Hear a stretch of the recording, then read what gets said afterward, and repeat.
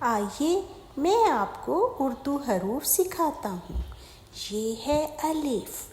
الف کی آواز ہے ا۔ اب آپ بولیے الف ا۔ شاباش۔ اگلا حرف ہے بے۔ بے کے نیچے ایک نقطہ۔ بے کی آواز ہے ب۔ بے ب۔ بولیے بے ب۔ اگلا حرف ہے بے کے بعد 3 نقطوں والا حرف پے۔ پے اور اس کی آواز ہے پ۔ بولیے پے پ۔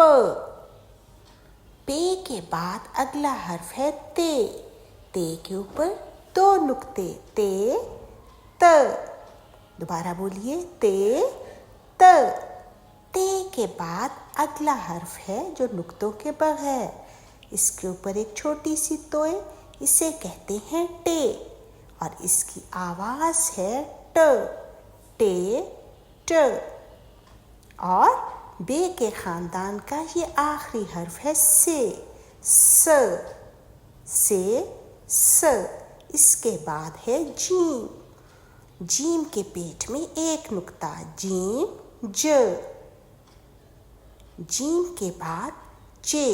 اس کے پیٹ میں 3 نقطے چے اور اس کی آواز ہے چ۔ چے کے بعد آتا ہے ہے۔ ہے پر کوئی نقطہ نہیں ہوتا۔ ہے ہ۔ ہے کے بعد خے۔ خے کے سر پر ایک نقطہ خے اور اس کی آواز ہے خ۔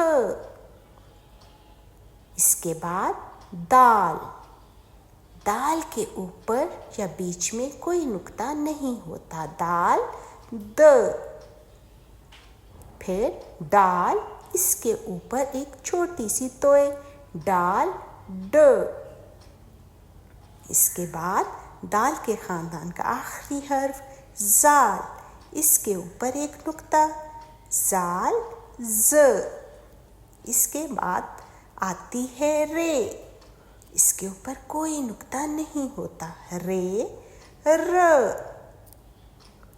رے کے بعد ڑے، ڑے ڑ، اس کے اوپر ایک چھوٹی سی توئے ہوتی ہے۔ اور پھر باری ہے زے کی۔ رے کی جیسی ہوتی ہے لیکن اس کے اوپر ایک نقطہ ہوتا ہے زے ز۔